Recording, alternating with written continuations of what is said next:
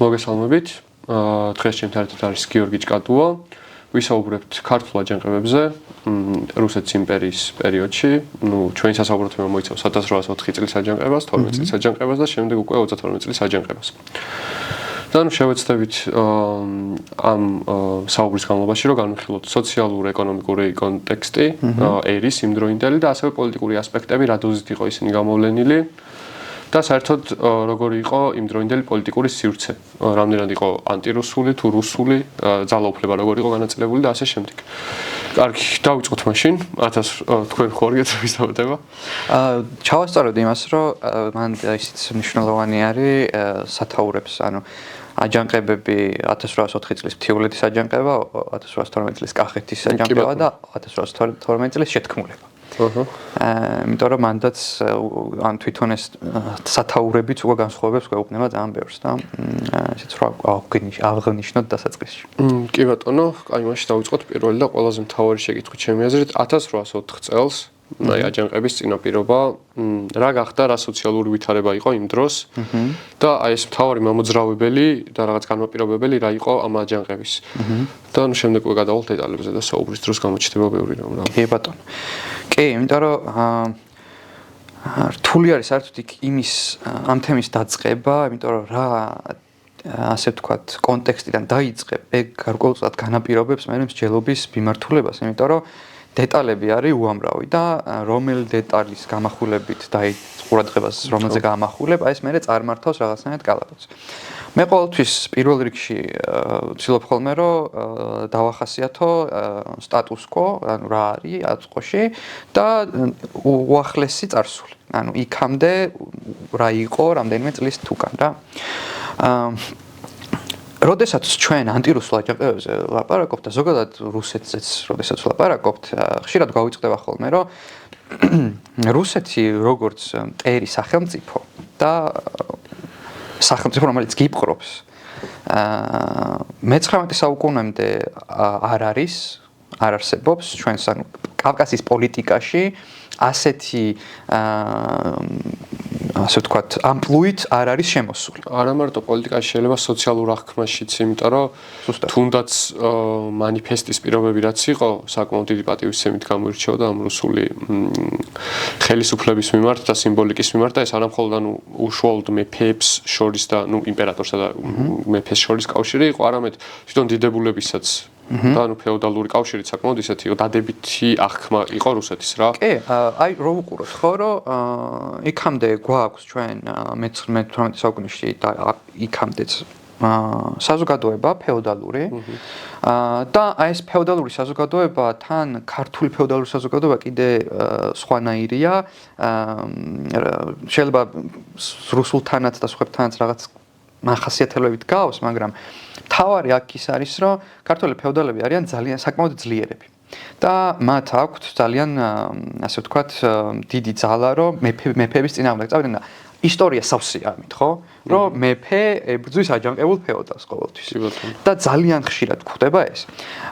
და რატომ, ხო? ანუ აქ როდესაც ვამბობთ, რომ ანტირუსული აჯანყება ქართული მხრიდან ვინ არის რუსი, ვინ ჩამოდის, ვინ არის ქართველი, ვინ წხვდება და საერთოდ ქართველს რო გულისხმობთ, რომ ამბობთ, რას გულისხმობთ.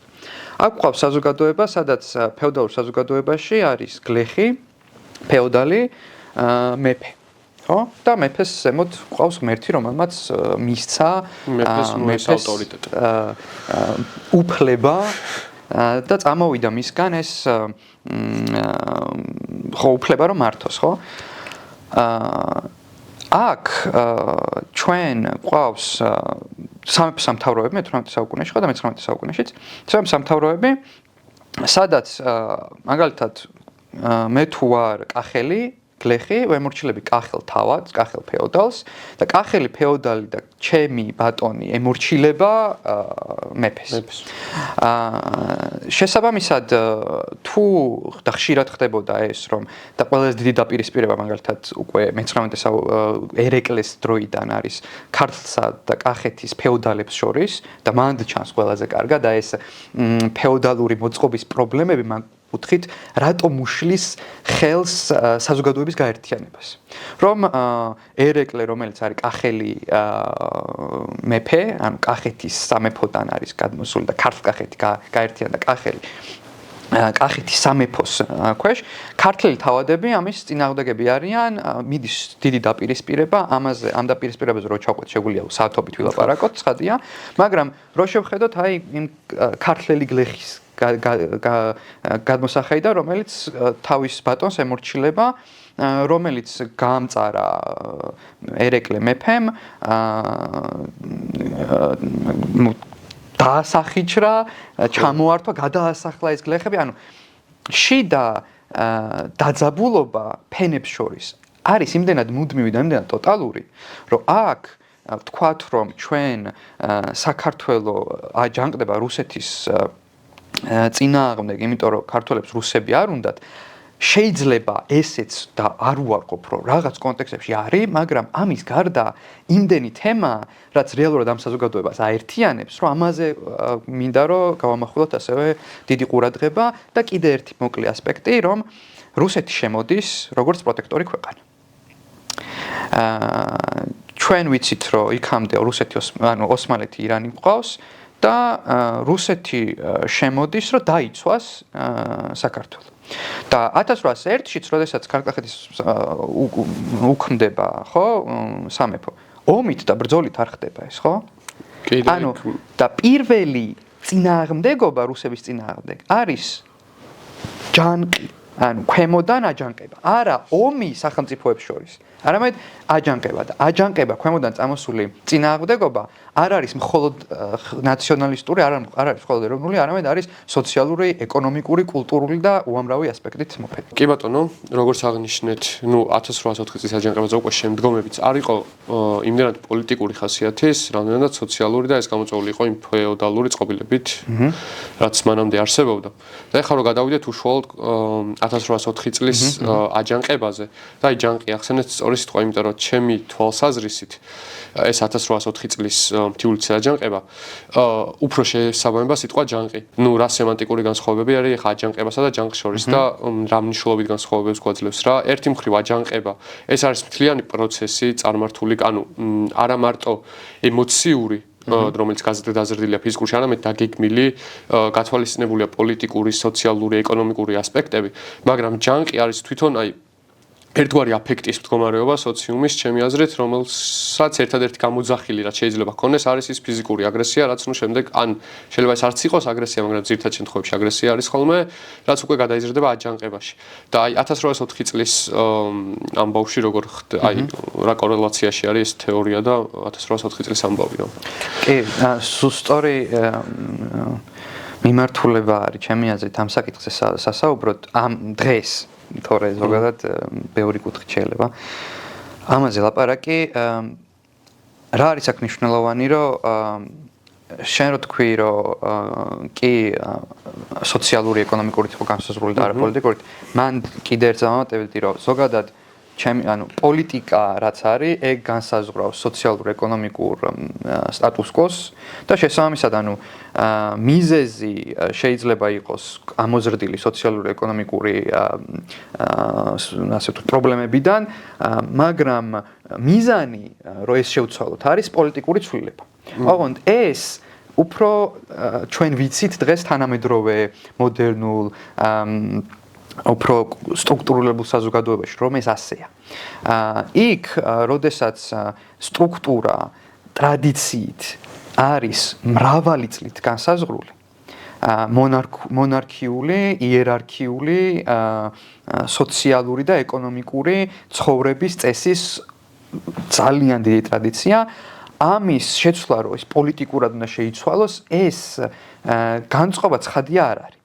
აქ შემოდის თავარი რამ. უყურეთ. წარმოვიდგინოთ, ანუ რაღაცნაირად ვეცადოთ, რომ ვართ მთიულეთში. და შემოდის რუსების ჯარი 1801-ში უქმდება რა ქვია ტახტი, ხო, ქართლ-კახეთის, კი ბატონო. და ყავს ახალი ბატონი. ოღონდ არა პირდაპირ გადმოსახედიდან გლეხის ბატონი, არამედ ჩემი ბატონის ბატონია სხვა. ეხლა ეს მე რას მიცვლის? რომ ჩემი ბატონი თუ ისევ მეკცევა, როგორც აქამდე მეკცეოდა. პრინციპში ჩემთვის არაფერი არ იცვლება სოციალურ-ეკონომიკურ კონტექსტში.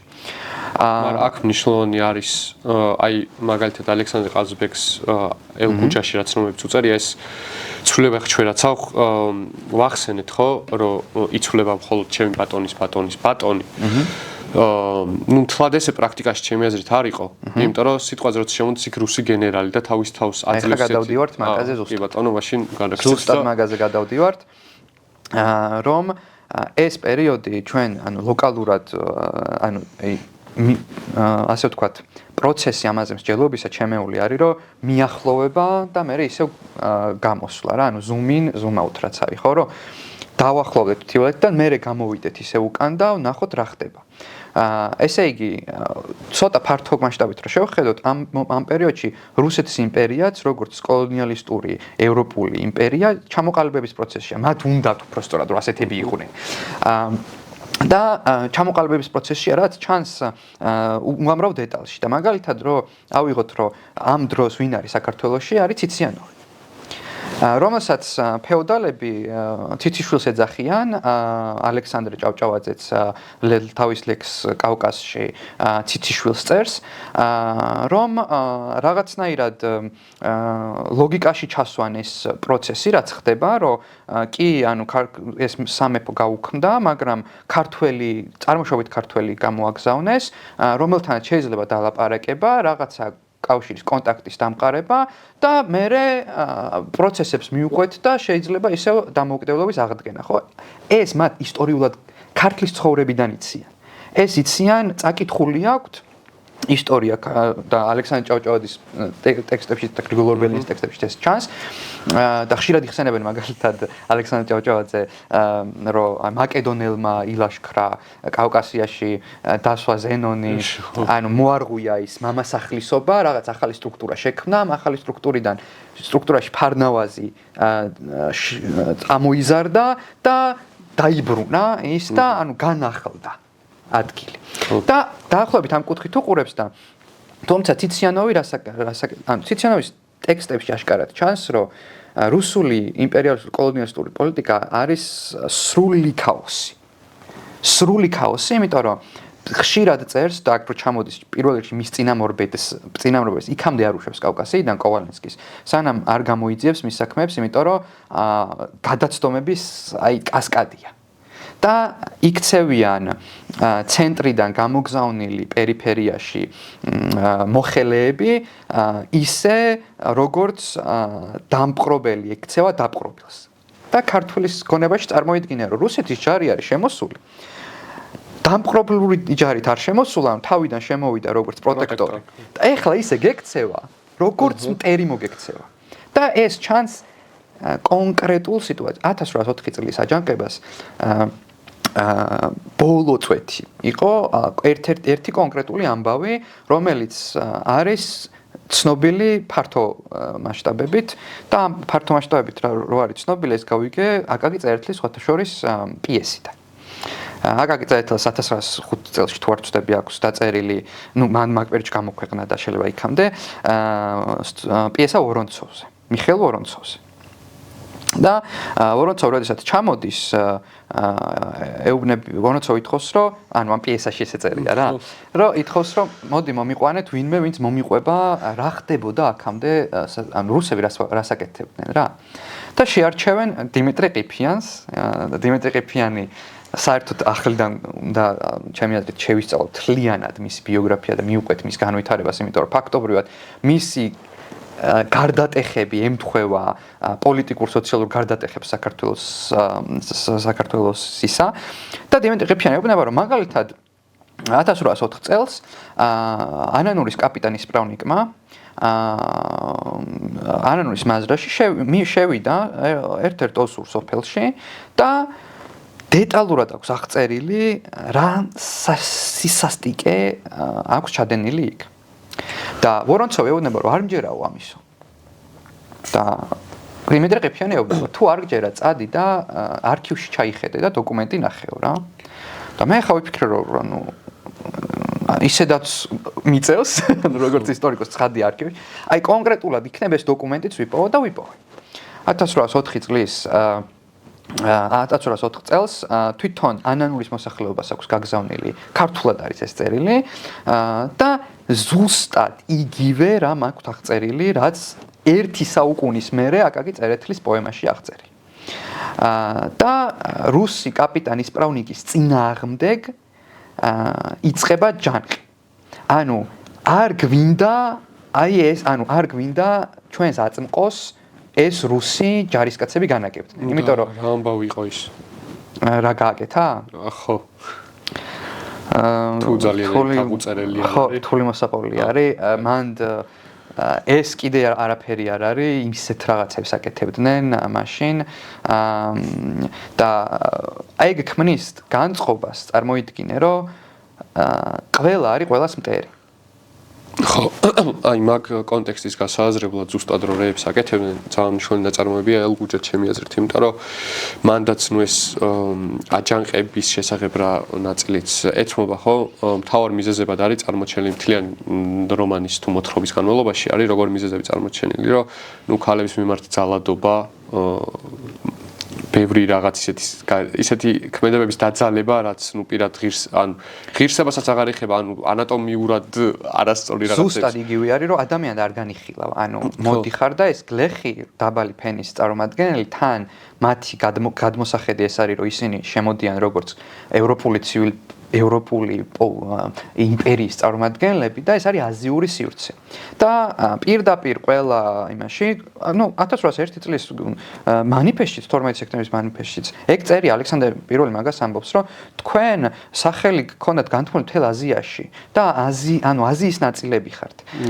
და შემოვიდი ევროპა და ახლა ნუ უნდა გაქციოთ ევროპა. უნდა გასცდა წარმოიდგინე გლეხი დაბალი ფენის და დაბალი ფენის გლეხი რუსეთშიც არაფრად არ მიაჩნია ადამიანადაც არ მიაჩნიათ თვითონ ამ ხალხს ვინც ჩვენთან შემოდის და წარმოიდგინე რომ ეს უყურებენ რომ აი აზიატი ანუ რაღაცა ეგზოტიკური მოცხოველო არსება და ამას როგორც გინდა ისე უნდა მოექცეთ ხადი ადამიან და ეს არის მაგალითად მე-20 საუკუნეში დაიხაც ხშირად არის რომ აი დეჰუმანიზაცია მოახდინო თქვა რომ ეს ადამიანი არ არის და იძალადო ბოლომდე დაისაკუთრო მისი ყველაფერი სხეულიც და სული ხო თან ეს ძალადობა ჩემს ინტელექტუალურად მომწიფებული ნაკლებად ყოფილა უფრო იყო აი ინსტინქტური ხასიათის რომ როგორც აღმატებულმა არსებამ უფრო ну შემიძლია რომ ვიძალდო და პრინციპში რატო არ უნდა ვიძალდო და რატო არ უნდა გავერთო აი ამ დანარჩენი არსებებით იმიტომ რომ თუნდაც ელგუჯაში რამბებიც არის აღწერილი თვითონ იქ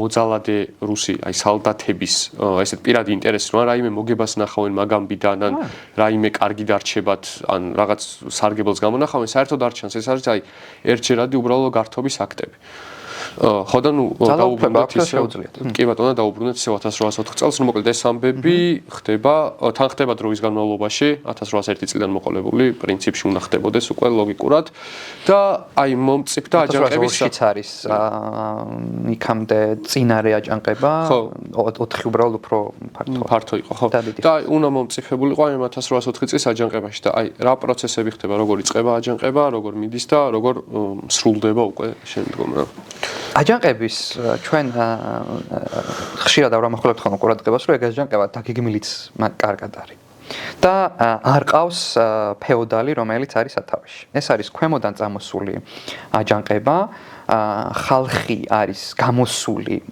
რუსების წინააღმდეგ იმიტომ რომ ამ შემთხვევაში რუსი არის მათ მოძალადე მათზე და იწყება ეს აჯანყება და აქ არის მნიშვნელოვანი რომ ციციანოვი რუსის ჯარით თბილისში არ არის. ციციანოვი არის ერევნისკენ წასული, იმიტომ რომ თბილისის მერე მთავარი არის რომ განჯა ერევანი აიღოს რომ დაიცვას თბილისი რა. რუსის ჯარი არ არის. და ანუ რაღაცა არის ახლა ცხადია, მაგრამ ძალიან ცოტა და აჯანყება არის მთიანეთს მოედება და იქ ადამიანი, ანუ არც ერთი ფეოდალური გვარი იქ არ ბურდულებს მოიხსენებენ, თაში გავრცელებულ პატივსაცემ გვარებს მოიხსენებენ, რომლებიც არიან ამ ავანგარდში, ამ აჯანყებისა რა. და ჩახშობაც ამიტომ არ რთული, იმიტომ რომ როგორც აი მაგალითად დღეს ვლაპარაკობთ რა, რომ ყველგან აქცია არსად ორგანიზატორი რაღაც ასეთ კუთხეში, ანუ იქ იყო რომ ყველგან რაღაც ჯანყი და ის ტიპი არ არის, ვინც შეგვიძლია დავიჭიროთ და ეს ამით ჩავახშოთ. მეტიც აქ ციციანოვის დატოვებული მოხელე წერილს ალექსანდრეს რომ ხაზიდან, ანუ კავკასიის ხაზიდან ჩრდილოეთიდან მოხსენით ჯარები და ფული და ჯარი გამოგვიგზავნეთ, თორემ თიანეთის აჯანყება თუ კახეთშიც გადავიდა და მოედო, დაუკარგავთ რეგიონს. და შველას ითხოვს რა.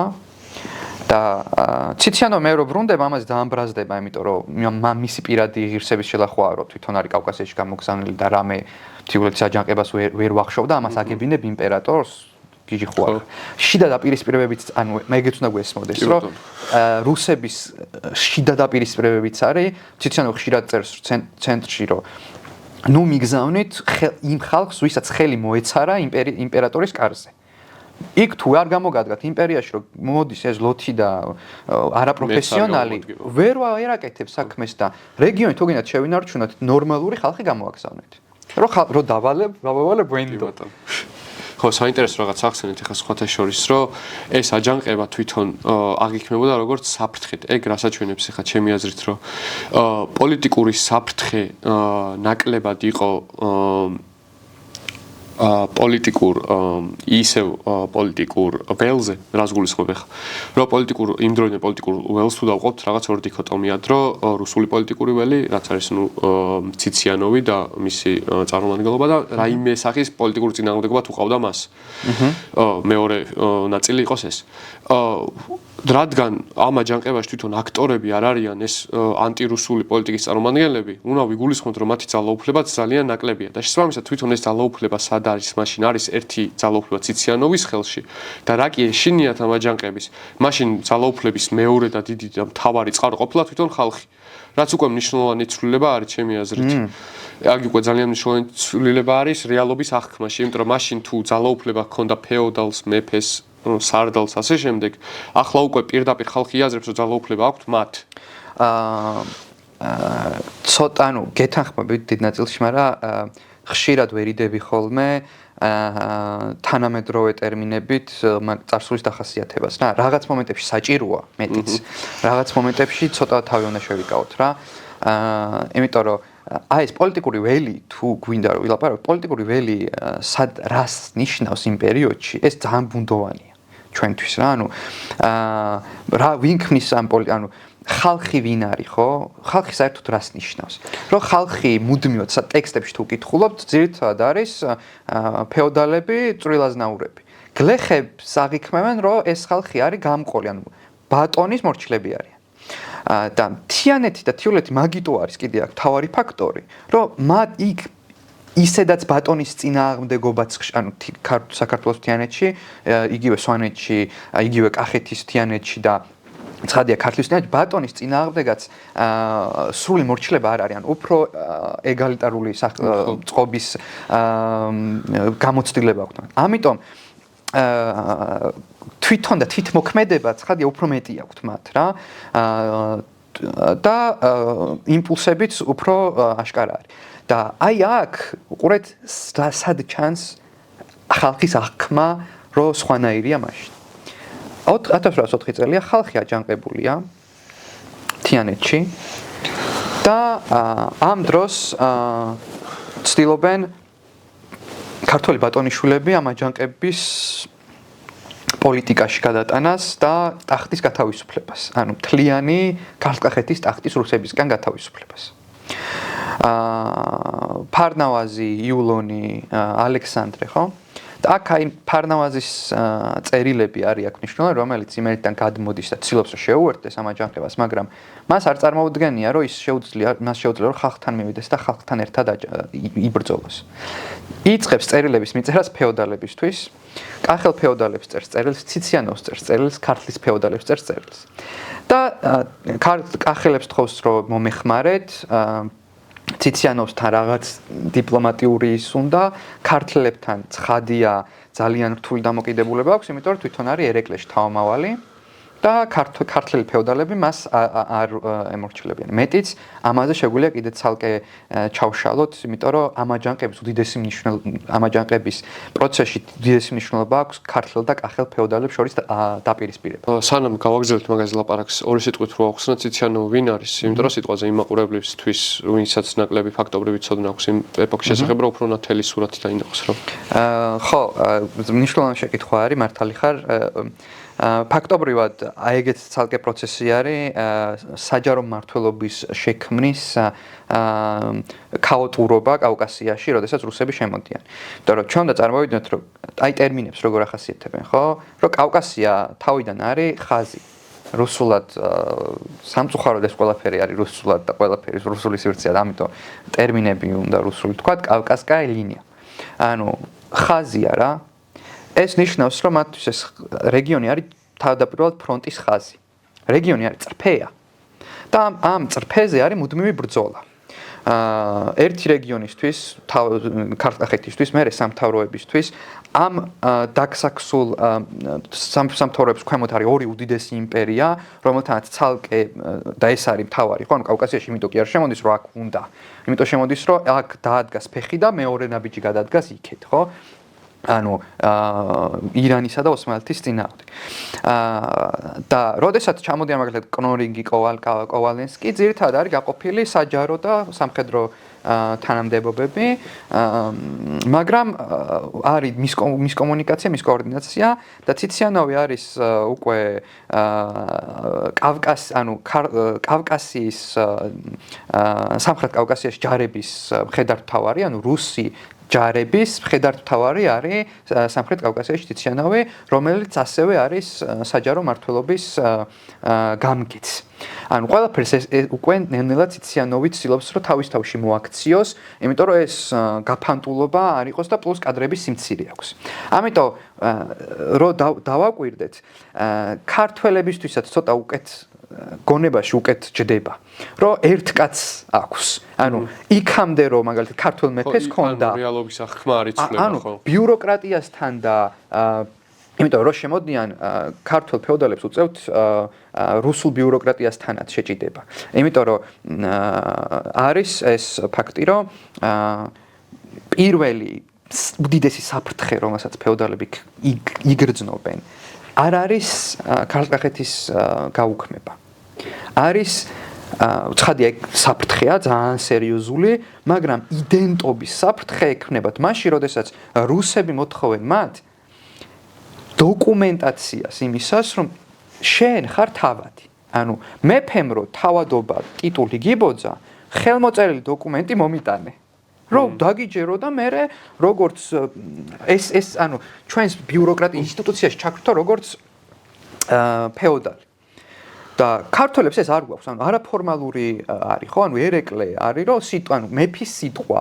და ეს მაგალითად აკაკის წერეთლის მოგონებაში ძალიან კარგად ჩანს, ფრანგები რო ჩამოდიან და აკაკის მამასთან მიწის ყიდვაზე ხელშეკრულებას უდებენ, რომ ხელშეკრულება დადე და ხელი მოაწერო, აკაკის მამა ულუაშზე გაისვამს ხელს. ეს არის ჩემი სიტყვა.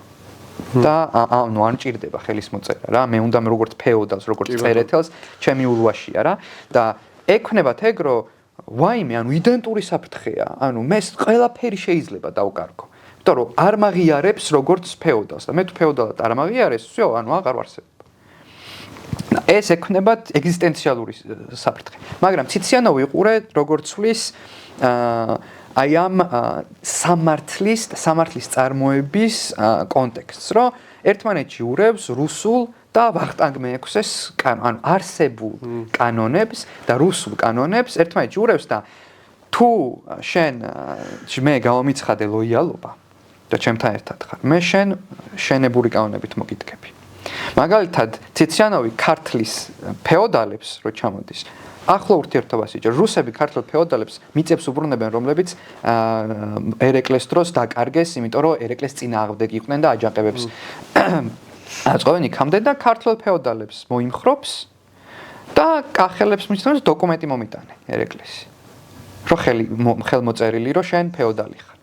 და შემდეგ მაშინ როცა ციციანოვი არ არის ჯარით აქ და მთიულეთის აჯანყებას ვერ ახშობს რუსული ჯარი, ქართველი ფეოდალები არიან მთავარი ძალა, რომლებიც ეხმარებიან რუსებს მთიულეთის აჯანყების ჩახშობაში და ძალიან საინტერესოა მაგალითად ფარნავაზის მიმოწერა მათთან, როგორც თხოვს, რომ არ გააკეთონ ეგ, რომ დავივიწყოთ ძველი წყენა და რაღაცა სხვანაირად მიუდგეთ, მაგრამ ამ ყველაფერში ფარნავაზი კარგავს უამრავ დროს, იმიტომ რომ ხალხთან არ მიდის, აჯანყებაში არ ერთვება, ცდილობს ფეოდალების მომხრობას, როგორც ქართველების, როგორც კახელების და ამ პარალელურად ციციანოვი ნელ-ნელა ბრუნდება უკან და ეს აჯანყების სიმძაფრე ილევა და მაშინ ცდილობს ფარნავაზი გააქტიურებას, როდესაც იქ უკვე რუსების ჯარი მყარად არის შესული და მილევად პროცესში არის აჯანყება და მე აჯანყების დასასრულზე ცოტა ვილაპარაკოთ.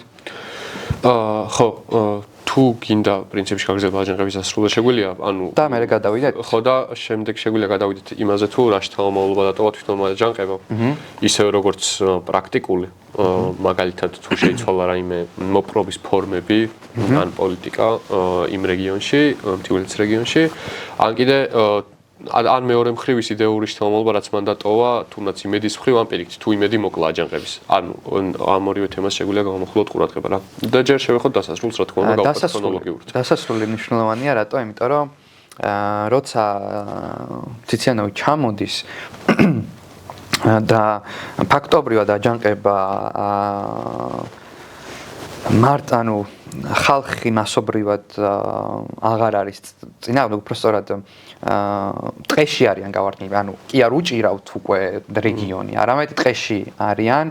ხო, ეს რა გამოიწვია, ანუ ჯარის წინააღმდეგ მაინც ვერ შეძლეს წინააღმდეგობის გაწევა გამოიფიტნენ ხო, ანუ რესურსული, ფიზიკური დახმარების არარსებობა და ნელ-ნელა მაგალითად ანუ ვერ გაფართოვდა. მანდაც მთიულეთის აჯანყებას რო ლაპარაკობთ, ფშაველებს, ხევსურებს, თუშებს, მანდაც ბევრი დიქოტომიები არის ამ იქ სტეფანწმინდაში რო ეს რა ქვია, თავადიზის, ის არ უერთდება ამ აჯანყებას. მაგალითად. და ანუ შიდა ის არის, რომ აი იმ სოფელს თხოვოთ, იმ სოფელს თხოვოთ. ხო, ანუ აჯანყების მიზნებიც დიალექტიკური არის, იმიტომ რომ ბევრი განსხვავებული აგენტი და ბევრი განსხვავებული ინტერესი მუშაობს შიგნით. და ვერ ფართოვდება, შესაბამისად გუდამაყრელები არიან ძალიან ავანგარდში. ეუბნებიან, რომ იქნება ანუ ბარით ჩავრთოთ, რაღაც მომენტში ანუ თიანეთის ბარიც ერთვება, მაგრამ უკვე რო აი ტყეში არიან რა აკეთებს ციციანოვი, რომ იქაურ ქართლ და მთიანეთში თავადები ვინც არიან, ეუბნება, რომ მისწერეთ ამ ხალხს, რომ ტყიდან გამოვიდნენ და შეხვედრაზე მოვიდნენ ჩემთან. და ისინი ეუბნებიან, რომ არ მოვალთ. ტყიდან შეიძლება გამოვიდეთ და არ აუჯენ, მაგრამ შენთან არ. და ეგ არის, რომ ანუ ნერვები ეშლება, მაგრამ როგორი გაბრაზებულია ციციანოვი, იცი? აი, ბრდღვინავს, რომ რა ხალხია ეს, რომ მე ევროპულად მოვდივარ აქ და გთავაზობთ დიალოგს, ოღონდ ეს დიალოგი არის, რომ მე გთავაზობ, რომ დამნებდე. ხო, იმიტომ რომ ანუ ეგ დიალოგის შეთავაზება თვითონ და ნერვების მოშლაც, და გაბრაზებაც მაგიდან მოდის, რომ მაგ დიალოგში ჩართვა, ანუ ციციანოს დიალოგში აქვს ბევრად მეტი რესურსი, ვიდრე უშუალო ფიზიკური დაპირისპირების დროს რა. ანუ იმიტომ რომ დიალოგზე თუ ჩავალთ, უნდა ვილაპარაკოთ მიზნებზე, უნდა ვილაპარაკოთ შედეგებზე, ეხლანდელ ვითარებაში და მან ციციანოს აქვს აბსოლუტურად ყველაფერში უპირატესობა, მეტი ტერიტორია აქვს. მეტი ჯარი ეყოლება, მეტი რესურსები ეყოლება, უფრო დიდი ძლიერი მხარდამჭერები ყავს. ეგ ჩანს არა მხოლოდ ჩვენ მიმართ, არამედ ირანელ, ანუ აი სახანოების მიმართ. ხო, აი მაგია ზუსტად ეგ ჯანყი იყო და რა აჯანყება, აი აჯანყება შეხვდებოდა ციციანოს მაგ საუბარზე, მაგრამ ჯანყი როგორც უთა ემოციური მოვლენა, ეგეთი რაღაცებს ვერ გაითვალისწინებს. ხო, ანუ აჯანყება თუ მოხდებოდა, აი მაგალითად 1812 წლის მაგალითად, რო ნელ-ნელა გადავიდეთ იქ რა. 1812 წლის აჯანყება არის კახეთის ფეოდალების უკვე აჯანყება, ამიტომ რომ აშკარა რომ ანუ ვერი კახელი ფეოდალები რჩებიან გარკვეულწილად ერთგულები ერეკლეს შთამომავლების, ამავდროულად რატომ? იმიტომ რომ ფარნავაზი პირდება ან წერილებში რო წავი, იმას კი არ მომწონს რომ მე მოვალ ახლა გავთავისუფლდებით და რუსებს გავაგდებთ და ეს ქართულ ნაციონალისტური ნარატივი ცხადია აქვს, რა თქმა უნდა. მაგრამ ამბობს რომ მე ირანელების ზურგით მოვდივარ. და სტატუს-კვო როგორიც ჰქონდა და იქამდე როგორც ვიცოდით რა როგორ ხდებოდა, მაგის აღდგენა მინდა. რუსები რო შემოვიდნენ და თავდაყირა დააყენეს, არ გაღიარებენ, რაღაც დღეში გაგდებენ. მე ჩვენ როგორ ერეკლე და ყველანი ხო ამათთვის ირანელებთან ოსმალეთთან დიალოგი, ლაპარაკი, ეს ურთიერთობა ბუნებრივი არის, სულ მაგათთან აქვს ურთიერთობა, ხო? და ამ სულ მაგას ამბობს რომ ხანით მოვდივარ, ხანის აიმით მოვდივარ, რომ ამათ აგრძობინოს, რომ რუსების წინააღმდეგ მარტო მე არა ვარ და მარტო თქვენ არა ხართ და ძლიერი ზურგი გვაქვს ასევე რა. და ციციანოვის პოლიტიკა არის ასეთი, რომ თქვენ ძალიან კარგია თუ სიტყვებს და ტერმინებს ჩავეჭიდებით ასევე რა, რომ ერთ-ერთ ხანს მაგალითად წერს, რომ მე თქვენ თან მოვდივარ როგორც ევროპული ძალა და როგორც ევროპული წესია, როგორც ევროპული იმპერიის წესია და ძალიან ხშირად იმეორებს ამას. ეს უნდა რომ აღმოსავლეთ პოლიტიკურ დისკურსში შეიტანოს რუსებს უნდათ ეს ცხადია, რომ თავის თავს მუდმივად ახასიათებენ აზიურ სახელმწიფოებთან, რომ ჩვენ ვართ ევროპული იმპერიული ძალა და თავაზობთ რომ დამნებდეთ. ანუ მისი ესაა რომ მე როგორც ევროპელი ცივილიზებული ჯერ გეუბნებით და დამნებდით. და ესე რობნებენ არ დაგნებთ. გადადის როგორ რიტორიკაზე, იცი? ერთი წინადადება შეგვიძლია ვთქვათ. ეუბნება ერთ-ერთ ხანს წერილში. თქვენ გაქვთ ვირის ტვინი და ძაღლის სული. ოკეი. ყურე, ანუ ძაღლის სული გულისხმობს რომ მე ვარ ქრისტიანი და ევროპიდან მოვდივარ და ჭეშმარიტი რელიგიის ის ვარ, ანუ ჭეშმარიტებაზე წვდომა მე მაქვს. შენ ძაღლის სული გაქვს. ანუ სასופელში, ანუ ვერ დაიკვინტრებ და ვირის ტვინი, ანუ გაუნათლებელი ხარ. და როგორც ცხოველი ინსტინქტებით მოქმედებს, ეგრე მოხდა მე როგორც ცივილიზებული, განვითარებული ევროპული ისა, ანუ მე ჭკუითაც შენზე მეტი ვარ, წმენით და ანუ ორგვარად მაქვს ჭეშმარიტებაზე წვდომა, ამიტომ შენ მე უნდა მემორჩილებოდე. არ დამემორჩილები და როგორც აზიელებთან მოქცევის წესია, ზუსტად ასე წერს და ქართველებზეც მაგას ამბობს, მაგალითად დარეჯან დედოფალზე ამბობს მაგას, რომ როგორც აზიელებს მოექცეთო, მაშინ უნდა მოექცეთ ამას. იმიტომ რომ ლაპარაკი არ ჭრის და უნდა მოკიდო ქეჩოში ხელი და გაათრიო რა. გაუბრალდით რომ როგორ დასულა ნუ პირველ რიგში 1904 წლის აჯანყება და შთამომავლობა როგორი დატოვა და ამ შთამომავლობასთან რაიმე კავშირში თუ არის 12 წლის აჯანყება და როგორც საუბრობთ უკვე და ავხსენით ხო 1804 წელს თუ გამოვყავით, ნუ ორი ძალაუფლება გასაგებია რომ რაღაც აზრით შეცდომა არის ესე გამოყოფა, იმიტომ რომ მასშტაბი კონტექსტი სრული გათვალისწინება არ ხდება. ძალიან დიდი და ფართო სტრუქტურა არის და ქაოტურია. ხო, ნუ მაინც რაღაც შარჩოებში მოვაქციოთ, ხო, მაინც რაღაც შარჩოებში მოვაქციოთ, იყო ნუ ძალაუფლების ორი წყარო, ეს იყო ციციანოვი და მეორე წყარო ხალხის წყარო მთიულეთში ებრძოდა ამ ციციანოვს, ხო? მაგრამ აი კახეთში უკვე რაც ახსენეთ, რომ ეს იყო დიდებულების მიერ კიდე შემიძლია ბოდიში ჩავშალო, რომ კონკრეტულ ის კაპიტანის პრავნიკს და მისი ძალადობის ფორმის შეცვლა უნდათ. ანუ ციციანოვი თუ ამას თუ ანუ და ამის წყაროდ ხედავენ შეიძლება ხო? ეს თუ შეიძლება პრინციპში პრობლემაც აღარ არსებობს, ხო? მაგრამ აი მეორე შემთხვევაში უკვე კახეთის შემთხვევაში თქვენაც აგზნეთ შემოდის სრულიად ახალი პოლიტიკური ძალა და ეს აღარ არის უკვე სოციალური ძალა, ეს არის პოლიტიკურად კონსტრუირებული ძალა, რომელიც ანუ ეს მისი დაპირება და მიზანი არ არის რაღაც კონკრეტული შეცვლა, ანუ სტრუქტურული შეცვლა ხდება რაღაც კუთხით ამ მიზანში. თუ მაგალითად ის ამბობს, რომ დავაბრუნებთ ძველ წესწყობილებას და კახელებს ეხლა ცუდად გექცევიან, მე კარგად მოგექცევიან. ანუ იმიტომ კი არ გექცევიან ეხლა ცუდად, რომ აი უბრალოდ ციციანოვია ცუდი ტიპი, ან ის სალდატები არიან ცუდი ტიპები და მაგიტო გექცევიან. სტრუქტურაა ეხლა არასწორი. ეხლა ისეთი სტრუქტურა შეიქმნა. და მე SMS მის ამბობ ყოველ შემთხვევაში.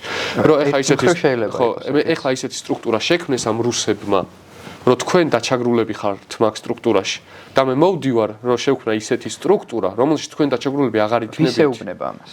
კახელებს. კახელებში ფეოდალებს. ხო, ფეოდალებს, ნუ ხო. აი აქ არის. ანუ ეგ გასხვავება უკვე პოლიტიკური აჯანყება იყო უფრო მეტად, ნუ თანამედროვე ტერმინებით რომ რაღაც უხეშად აღწეროთ და 1804 წელს რაც აღწერეთ უფრო მეტად სოციალური გამოძახილი იყო რა მაგაზრის ის რეალურად იქაც ახლა თუ ეუბნები ფეოდალს რომ ცუდად გექცევიან ეგეც ან ფეოდალობა ხო სოციალურ-ეკონომიკური სტატუსია და პოლიტიკური პრივილეგიებს პოლიტიკური სტატუსიდან ეს გაძლევს პრივილეგიებს, რომ სოციალური და ეკონომიკური იდენტობა შენი გქონდეს. მიწები გქონდეს, ყმები გყავდეს, ადგილმამული ეს მიწა არის ძალიან მნიშვნელოვანი ქართულ ფეოდალურ გონებაში და იდენტობაში, რომ ეს თავის მიწა მისია და ამ მიწაზე ვინც არის მას ემორჩილება. კი, მაგრამ აი მანდაც რა მე რა განსხვავებას პოულობ, რომ როცა მე ვარ გლეხი ხო და ავჯანყდი იმის გამო სიტყვას შეურაცხყოფას მაყენებენ. აქ ჩემი მიზანი რა არის? ის რომ მე ძალაუფლება მქონდეს თუ ის რომ აღარ მაყენებენ შეურაცხყოფას, ანუ შესაბამისად ნუ ცხოვრების დონე იყოს ჩემი უკეთესი. არის ის რომ ხო, არის ის რომ ცხოვრების დონე მქონდეს უკეთესი. მაგრამ როცა კახელი ფეოდალები საუბრობენ აჯანყებაზე, მათი მიზანი რა არის? მიწები რისთვის უნდათ? იმისთვის უნდათ რომ გქონდეთ ძალაუფლება რა. აი მაგიტომ ამბობ რომ ის იყო ანუ მაგ მნიშვნელობით ვამბობ რომ ის სოციალური იყო იმ აზრით რომ აი ყველაზე წმინდა და ფუნდამენტურ სოციალურ ღირებულებებზე იყო დაყრდნობილი და ეს ხო პოლიტიკური, იმიტომ რომ პოლიტიკური ძალაუფლების ღირებულებაზე იყო დაყრდნობილი. რა ეს მიწაც, ხალხიც, ეკონომიკაც უკვე მათთვის და ის სტატუსებიც იყო პოლიტიკური ძალაუფლების განსაზღვრება. და მთავარი პრობლემა ეგ არის რომ ეგორი ერთად არ ყოფილა. ხო. ანუ ეგ რეალურად ეგორი ერთად არის აჯანყების და წინააღმდეგობის სრული სახე, რასაც შედეგი მოაქვს ხოლმე. და ჩვენ ძირითადად ხშირად გვაქვს რა დღევანდელობაში გვაქვს ეგ პრობლემა რომ სულ პოლიტიკურ ცვლილებაზე ვლაპარაკობთ პოლიტიკურ ცვლილებაზე მაგრამ პოლიტიკური ცვლილება გვინდა იმიტომ რომ სოციალურ-ეკონომიკური მდგომარეობა დააწმყო რასაც გვიქმნის ეგ პოლიტიკა გვიქმნის ამატყოს ხო და ამას თითქოს ერთმანეთგან ვაშორებთ ხოლმე მე გადავყავს პოლიტიკური წინააღმდეგობა ნაციონალისტურ და ეროვნულ წინააღმდეგობაში და ის პრობლემები რამაც ან უნდა შეცვალოს ეს გვავიწყდება და შინაარსი და ქვემოდან წამოსული წინააღმდეგობა რომელიც ყველაზე ძლიერი წინააღმდეგობის სახე შეიძლება იყოს სწორედ ასე ხასიათდება მრავალფეროვნებით სოციალურ-ეკონომიკური პრობლემებით რაც ქმნის მე საერთო მიზანს რომ ჩვენ საერთო მიზანი გვაქვს ეს მიზანი მე პოლიტიკურად უნდა გადაითარგმნოს პოლიტიკური ცვლილება უნდა მოიტანოს მე უკუქ შექცევა სოციალურ-ეკონომიკურ თუ საუბრობთ აჯანყებაზე ხო ნუ უშუალო მოქმედი პირები ამ აჯანყებაში ანუ ის ფიგურები რომლებიც ამ აჯანყებას თამაშობენ და როგორც მიდის პროცესი არიან ამ ჩვეულებრივი ადამიანები რა ჩვეულებრივი მოქალაქეები და ვიღაც კონკრეტულის პოლიტიკური ინტერესი იმათთვის არა მნიშვნელოვანი იმათთვის საკუთარი ინტერესი არის მნიშვნელოვანი და მანდაც როგორ რაღაცა იცი შეიძლება ვიღაცა მართლა ეხა არ ვიცი მაგრამ ყოფილიყო ადამიანი რომელსაც ეგ იდეაც ჰქონოდა. ანუ იმდენად ჩვენთვის რთული, ამიტომ რომ არ წერენ, ანუ ჩვენთვის წერილობითი წყაროები არის ძირითადად ფეოდალების და იმპერიული წყაროები, იმიტომ რომ ის თვითონ არ წერენ, ან ზეპირსიტყვერად გადაეცემა და ეს ზეპირსიტყვერი გადაცემა ხვდებით რომ მითოსურად გადაეცემა და ამბად გადაეცემა, იცვლება რაღაც ანუ და ეს ძალიან ხელს გვიბოჭავს რომ უფრო კარად და ძლიერად ვილაპარაკოთ ამ აჯანყებებზე რა. და მეორე პრობლემა ის არის რომ წერდნენ ხო ან სად უნდა გამოექვეყნებინათ ან სად ხო ერთმანეთთანაც არ წერენ ხო ან ეხლა ჩვენ მაგალითად ფეოდალები ერთმანეთს მაინც წერენ რა და მაგათ მაინც ხედავთ გრიგოლ ორბელინის წერილებს და ამ ფეოდალების წერილებს ხედავთ და იქ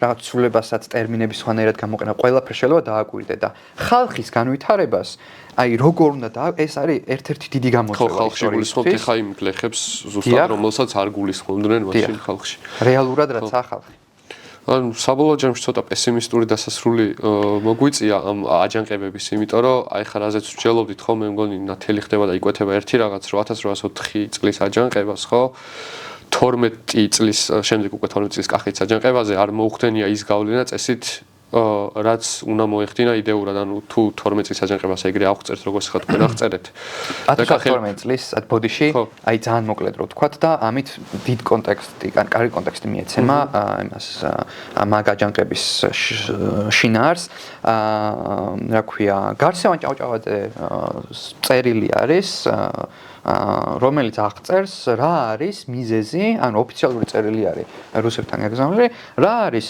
მიზეზი კახელი ფეოდალების უკმაყოფილების.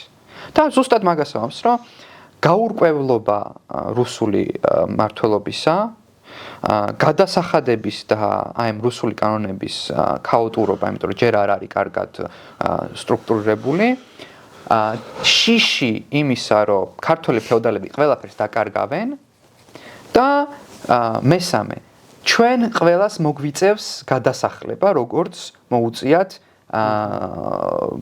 ისე რა ქვია, ერეკლეს თავმოყრებს, იმიტომ რომ ციციანოვის თავარი და რუსების თავარი მიზანი დასაწყისში ალექსანდრე ავალებს პირდაპირ ჩამოსვლებს, რომ სამეფო ოჯახი გადმოასახლეთ რუსეთში.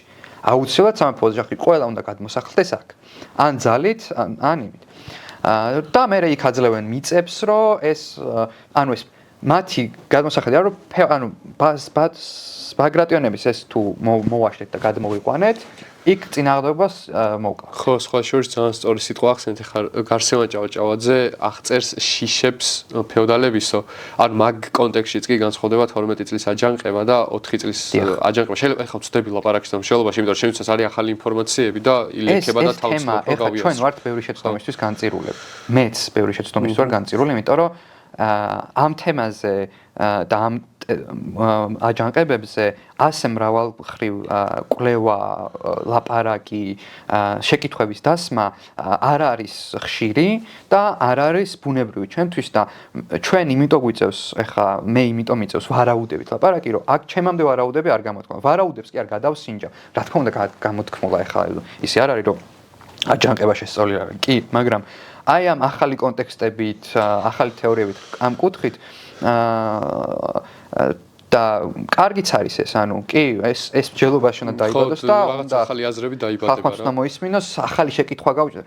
ბოლო პერიოდში მას ვიძახი, რომ რაც მე ახალ შეკითხვას გავაჩენ, ეს არის ჩემი მიზანი, იმიტომ რომ მეც უამრავი შეკითხვა მაქვს, რომელზეც პასუხი ჯერ კიდე არ ვიცი და კვლევის პროცესი არის აუსრულებელი. ხო, და აი რასაც ვამბობ ზუსტად, რომ სიტყვა შიშის აღწერა 1812 წლის აჯანყებისთვის, აჯანყების მიზეზებზე საუბრისას, ხო?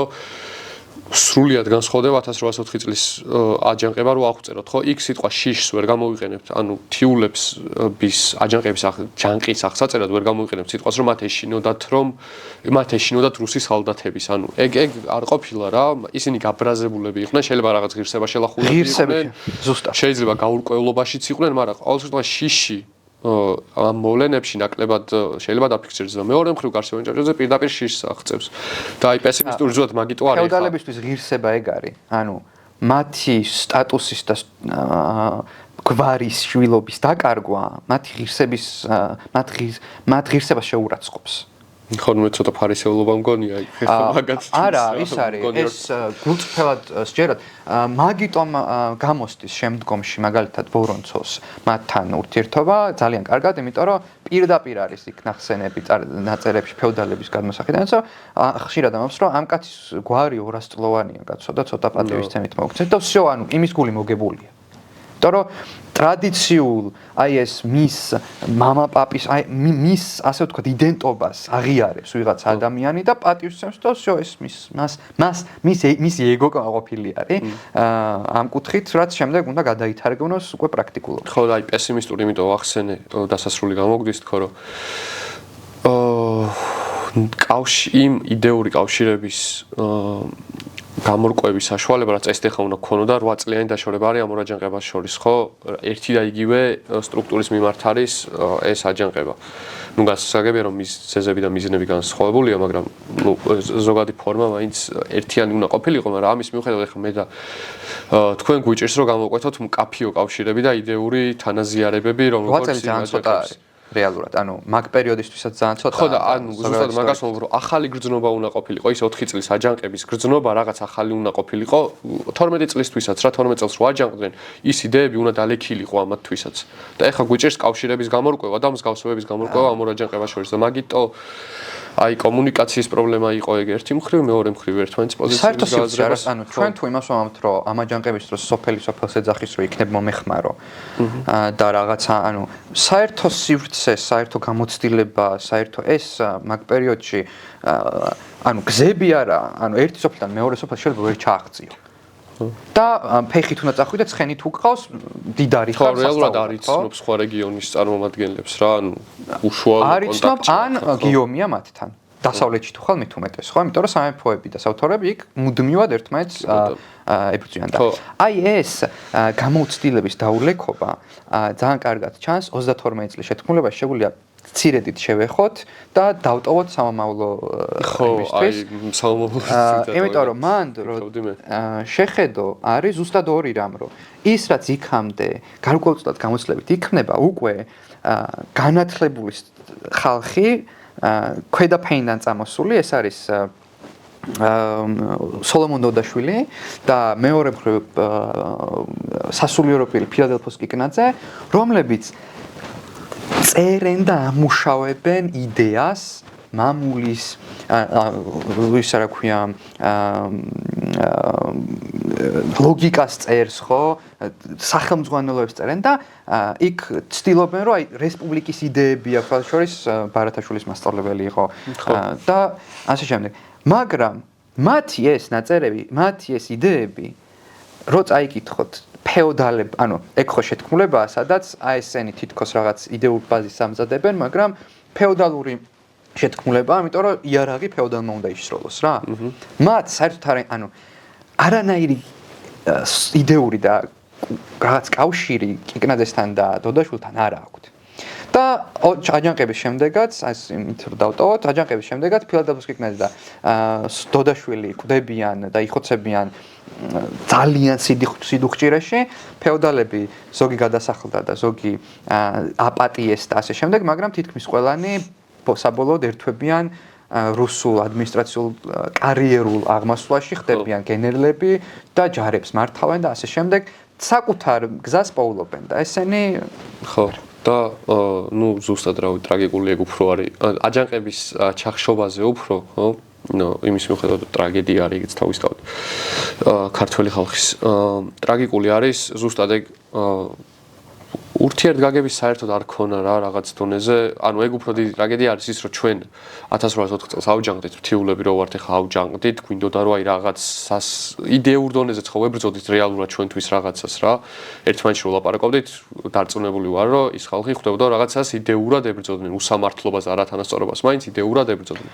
და გრძნობდნენ მაგრამ შეიძლება არტიკულაცია ხო შეიძლება გამოთქმა არ იყო მაგრამ გრძნობის დონეზე დარწმუნებული ვარ არსებობდა და 8 წელი გადის იგივე ჩვენი მეზობელი კუთხე ჯანყდება და ჩვენთან არ აქვს არაფერი საერთო. ჩვენ რაც გავაკეთეთ 8 წლის წინ, მაგას არ ითვალისწინებენ საერთოდ, ეგ უფრო დიდი ტრაგედია არის. ხო, შეიძლება ეხა ითვალისწინებენ და კონტაქტიც არის და ესენიც ცხადია ეხა რაღაც არის, მაგრამ გულისხმობ, ანუ უკეთეს ფორმულირება მივცეთ, რომ გამოცდილებით რაც უნდა დაილექვოს შემდეგ ახალი მისცეს და ანუ ახალი სიცოცხლე მისცეს და უფრო გაფართოვდეს, ეს არ ხდება და არ ხდება 1920 ანუ 21-ში რომ 1921-ში რომ ვიბრძვით, ეგ არის რომ მთელი ქვეყანა ებრძვის რუსეთს როგორც მტერს და აი პირველი აჯანყება რომელიც საყოველთაო არის საქართველოსთვის არის 24 წლის 1924 წლის.